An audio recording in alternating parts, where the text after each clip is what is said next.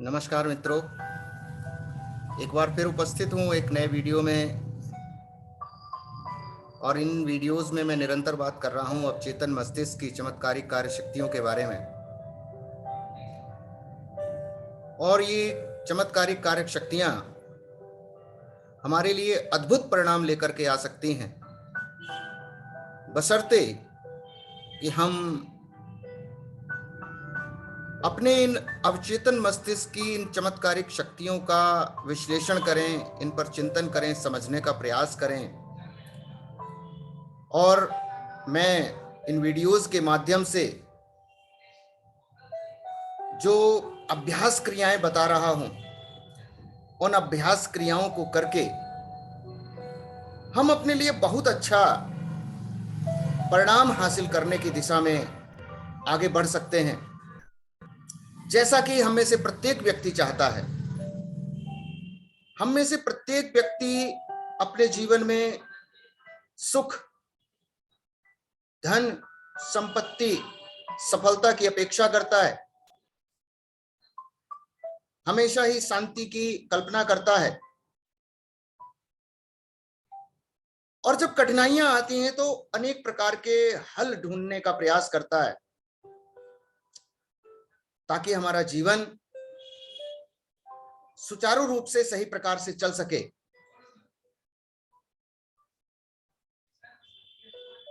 तो इन सभी बातों को मद्देनजर रखते हुए मैं ये वीडियोस बना रहा हूं। और मेरे ये वीडियोस आप सभी मित्रों को पसंद भी आ रहे हैं, जैसा कि मुझे फीडबैक मिल रहा है। और इन वीडियोस में मैं, जब भी हम किसी परेशानी में होते हैं और हल ढूंढने की कोशिश करते हैं, तो अक्सर जब हमारा मस्तिष्क थक जाता है तो हम निद्रा की स्थिति में चले जाते हैं, यानी नींद में चले जाते हैं, सो जाते हैं। और सोते समय हमें उस समस्या का समाधान मिल जाता है। तो इसी अवचेतन मस्तिष्क के माध्यम से निद्रा में, नींद में होने वाले जो है चमत्कारों के विषय में मैं बात कर रहा हूं। इससे पिछले वीडियो में मैंने काफी कुछ बताया था। इसी कड़ी को आगे बढ़ाते हैं। और इससे पिछले वीडियो में मैंने बताया था कि जो है स्लीप ब्रिंग्स काउंसिल, यानी कि नींद जो है वो हमको सलाह देती है। और इसी क्रम को आगे बढ़ाता हूं। और देखिए, नींद जो है सेव्ड फ्रॉम सर्टेन डिजास्टर्स, ये जो नींद जो है हमें कई सारी आपदाओं से भी जो है बचा सकती है। और कैसे इस नींद में उचित हल मिले, जिनका प्रयोग किया गया, जिनको अप्लाई किया गया, और उससे जो परेशानियां आने वाली थी, जो आपदाएं आने वाली थी या जो आ चुकी थी, उनसे बचने का समुचित समाधान जो है मिल गया। एक घटना है द्वितीय विश्व युद्ध के समय की। द्वितीय विश्व युद्ध से पहले डॉक्टर मर्फी को पूर्वी देश से एक बहुत आकर्षक कार्यभार का प्रस्ताव दिया गया था। और तब उन्होंने सही मार्गदर्शन के लिए और निर्णय के लिए इस प्रकार से प्रार्थना की थी: infinite intelligence within me knows all things, यानी मेरे अंदर की अनंत बुद्धिमत्ता सभी चीजें जानती है। And the right decision is revealed to me in divine order, और उसी क्रम में मुझे सही निर्णय बताएगी। मेरे पास जब सही जवाब आएगा, मैं उसे पहचान जाऊंगा। I'll recognize the answer when it comes। इस प्रकार से इस प्रार्थना को उन्होंने कई बार जो है दोहराया, रिदमिक वे में दोहराया, लयबद्ध तरीके से दोहराया। और उनके सपने में, जब वो सो रहे थे तो उनके सपने में वह सजीव सच्चाई की तरीके से हल उनके सामने आया। वह घटना उनके अवचेतन मस्तिष्क पर, उस घटना का चित्र छपा जो अब से 3 साल के बाद में घटित होने वाली थी। उनका एक पुराना दोस्त सपने में आया और उसने कहा कि वहां मत जाना, कुछ अनिष्ट होने की संभावना है, मत जाना। और वास्तव में ठीक 3 साल के बाद में विश्व युद्ध छिड़ गया।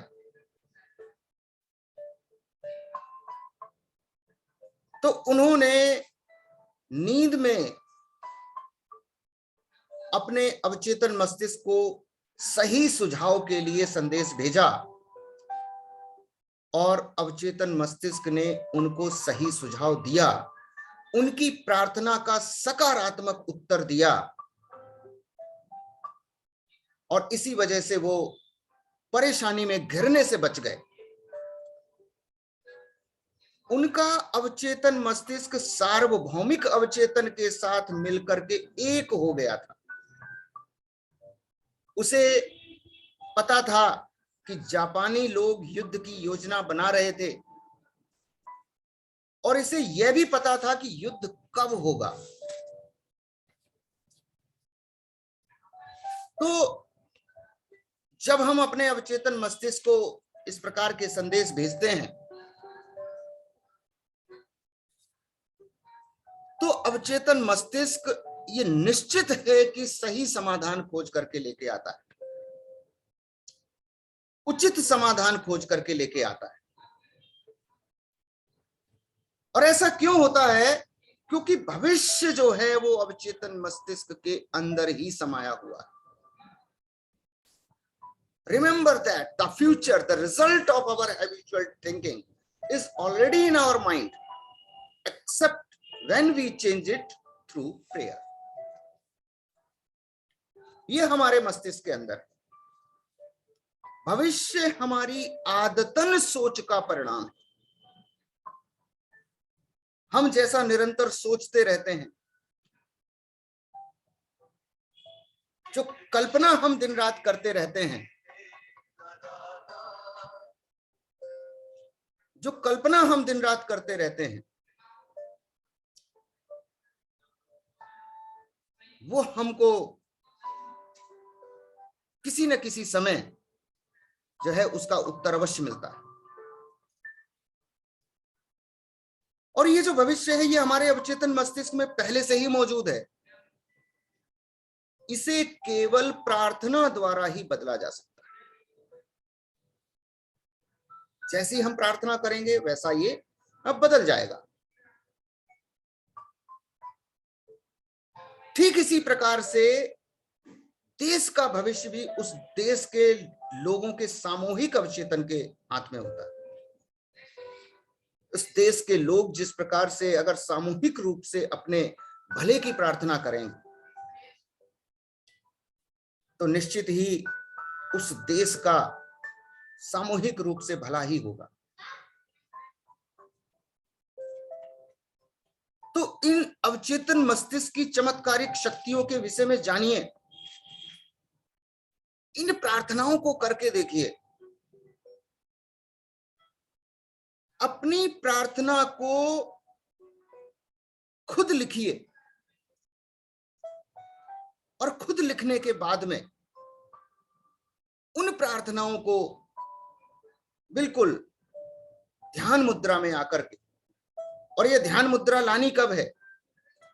ये ध्यान मुद्रा हमको सोने से ठीक पहले, जिस समय आप बिस्तर में सोने के लिए जाएं उससे ठीक 10 मिनट पहले ध्यान मुद्रा में आकर के बैठ जाएं और जो प्रार्थना आपने अपने लिए बनाई है, जिसका निर्माण किया है, उसी प्रार्थना को बार बार दोहराएं, मन में दोहराएं, उसके विचार अपने अवचेतन मस्तिष्क में भेजें और जब हम सो जाते हैं तो जैसा कि पहले भी बताया गया है कि अवचेतन मस्तिष्क कभी भी बिना थके बिना रुके क्रिया करता रहता है, काम करता रहता अपना। वो हमारे लिए सकारात्मक परिणाम हमेशा ही खोजता रहता है।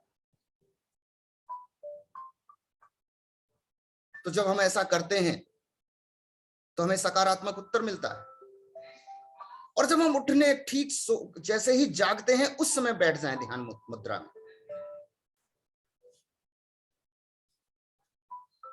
और फिर से उसी प्रार्थना को दोहराना शुरू कर दें, क्योंकि ये दो ऐसे समय हैं जहां पर हमारा चेतन मस्तिष्क दखलंदाजी नहीं करता है। क्योंकि विश्लेषण की प्रक्रिया जो है चेतन मस्तिष्क के माध्यम से होती है। तो ये चेतन मस्तिष्क जब दखलंदाजी नहीं करेगा तो हम जो अपने अवचेतन मस्तिष्क को भेज देंगे वही हमारे लिए घटित होगा। कि देखो कैसे एक उचित परिणाम मिला कि एक हल्की सी झपकी ने $15,000 का इनाम दिलवा दिया। एक घटना बता रहा हूं, रे हैमरस्ट्रॉम पिट्सबर्ग में एक जोन्स और लॉफलिन स्टील कॉर्पोरेशन में एक रोलर चलाने वाला व्यक्ति था। उसे अपने लिए $15,000 मिले। इस मिल में एक मशीन के एक खराब स्विच को कई इंजीनियर भी ठीक नहीं कर पा रहे थे। उन्होंने लगभग 15 बार प्रयास किया लेकिन सफल नहीं हुए। तो हैमरस्ट्रॉम ने उस समस्या पर बहुत विचार किया और एक नई डिजाइन बनाने के बारे में सोचा जो कामयाब हो सके, लेकिन तब भी कुछ भी नहीं हुआ। एक दोपहर जब वो काम करते करते थक गया, उसका विचार भी जो है वो नहीं उसे समझ में आ रहा था कि क्या करे, तो उसने सोचा कि चलो थोड़ा सा आराम कर लिया जाए, सो लिया जाए और उसके बाद में तब अपना काम दोबारा से करूंगा। लेकिन झपकी लेने से पहले उसने सोचा कि स्विच की समस्या को, जो स्विच खराब था उस स्विच की समस्या को ठीक करने के बारे में उसने सोचा। तो नींद में उसने सपना देखा और उस सपने में उस स्विच की एक बहुत ही शानदार डिजाइन उसके सपने में बनी हुई थी। और जब वो उठा उसने नई डिजाइन का चित्र बनाया जैसा कि उसने सपने में सोचा था, सपने में देखा था। उसने हूबहू ऐसा ही स्विच बना करके तैयार कर दिया और वो मशीन सुचारू रूप से चालू हो गई। तो उसकी इस कल्पनाशीलता ने उस जो झपकी उसने ली थी, थोड़ी समय के लिए जो सोया था, उसने बाद में उसको $15,000 का इनाम दिलवाया। और मजे की बात यह है कि उस कंपनी में किसी को मिलने वाली ये सबसे बड़ी धनराशि पुरस्कार स्वरूप थी जो उसके नए विचार के लिए उसको मिली थी। इसी प्रकार से और एक उदाहरण के माध्यम से समझते हैं how a famous professor solved his problem in sleep, यानी कि किस प्रकार से एक बहुत ही प्रतिष्ठित प्रवक्ता ने, प्रोफेसर ने नींद में अपनी एक समस्या का हल ढूंढ निकाला। नींद में अपनी इस समस्या का हल ढूंढ निकाला। पेंसिल्वेनिया विश्वविद्यालय में असीरियाई के प्रोफेसर डॉक्टर H.V. हेल्प्रेच एक शनिवार की शाम को बहुत परेशान थे और वे सफलेमानी पत्थर के 2 टुकड़ों को पढ़ने की कोशिश कर रहे थे। और ऐसा कहा जाता है कि ये बेबीलोन के किसी निवासी के एक व्यक्ति की अंगूठी का हिस्सा था। तो एक आधी रात को वे परेशान और थके हुए बिस्तर पर गए और सो गए तो उन्होंने एक अद्भुत सपना देखा। एक लंबा और पतला जो निपुर का एक पादरी था, पुजारी था किसी चर्च का, जिसकी उम्र लगभग 40 वर्ष की थी, वह मुझे खजाने की ओर ले गया। एक छोटा सा कम ऊंचाई वाला कमरा था जिसमें कोई खिड़की नहीं थी। उसके फर्श पर सफलेमानी पत्थर और चटकीले नीले रंग के पत्थर बिखरे हुए पड़े थे। तो उस पादरी ने हेल्प्रेच से कहा कि जो 2 टुकड़े जिनके बारे में तुमने अलग अलग पेज नंबर 22 और पेज नंबर 26 में लिखा है, वे उंगलियों की अंगूठी नहीं है। पहले 2 गोले ईसा मसीह की मूर्ति के कान के बुंदे हैं। 2 टुकड़े जो तुम्हारे पास हैं, ये उसका हिस्सा है। यदि तुम उन्हें सही साथ साथ रख दोगे तो मेरे शब्द सही साबित होंगे। तुरंत हेल्प्रेच नींद से जाग गए। उन्होंने उन टुकड़ों को ध्यान से देखा और आश्चर्यजनक ढंग से उन्होंने सपने को सच पाया। उनकी समस्या का हल निकल आया था। तो ये जब हम बहुत ज्यादा परेशान होते हैं, किसी गंभीर समस्या में घिरे हुए होते हैं, हमको कोई भी रास्ता सुझाई नहीं दे रहा होता है, तो ऐसी स्थिति में जो सर्वोत्तम तरीका जो बड़े बड़े वैज्ञानिकों ने जो अप्लाई किया, जिसको इस्तेमाल किया, बड़े बड़े मनोचिकित्सकों ने जिस तरीके को इस्तेमाल किया, वो तरीका यही है कि अपनी समस्या को अपने अवचेतन मस्तिष्क को सौंप करके वो निद्रा में चले गए, सो गए, और सोने के बाद सपने में उनको जो है उस समस्या का हल, सटीक हल मिला। हम लोगों के साथ भी इस प्रकार की समस्याएं आती हैं। कभी कभी किसी गंभीर समस्या में फंस जाते हैं और हमको सटीक उत्तर नहीं मिल पाता है, तो बस हमें भी करना यही है कि हम अपनी समस्या को ध्यानपूर्ण मुद्रा में जाकर के और जो है उसको अवचेतन मस्तिष्क को सौंप दें, और जैसे ही हम अवचेतन मस्तिष्क को सौंप देंगे और हम जो है नींद में चले जाएंगे, तो एक स्वप्न के रूप में हमें समस्या का समाधान अवश्य ही मिल जाएगा और हम अपनी समस्या का उचित समाधान ढूंढ करके उसको हल कर लेंगे और परेशानी से बाहर निकल करके अपने जीवन को सही दिशा में आगे बढ़ाना शुरू कर देंगे। तो इन प्रक्रियाओं को करके देखना है हमको। ये वास्तव में काम करती हैं, ये हमारे लिए बहुत ही सकारात्मक परिणाम लेकर के आते हैं। इन प्रक्रियाओं को निरंतर करते रहना, इनसे सीखना है और सीखते सीखते अपने जीवन को सुखी, समृद्ध और खुशहाल बनाना है। इस वीडियो में इतना ही। अगले वीडियो में फिर नींद के चमत्कार के विषय में और बात करूंगा। तब तक के लिए जय भारत। सभी मित्रों को मेरा शुभकामना भरा नमस्कार और विनम्र निवेदन एक बार फिर से यही है कि मेरे वीडियोस को लाइक कीजिए, चैनल को सब्सक्राइब कर लीजिए अगर अभी तक नहीं सब्सक्राइब किया है, अपने इष्ट मित्रों को भी शेयर कीजिए ताकि इन अभ्यास क्रियाओं का ज्यादा से ज्यादा लाभ हम सभी साथियों को मिल सके। Thank you very much. मिलता हूं अगले वीडियो में।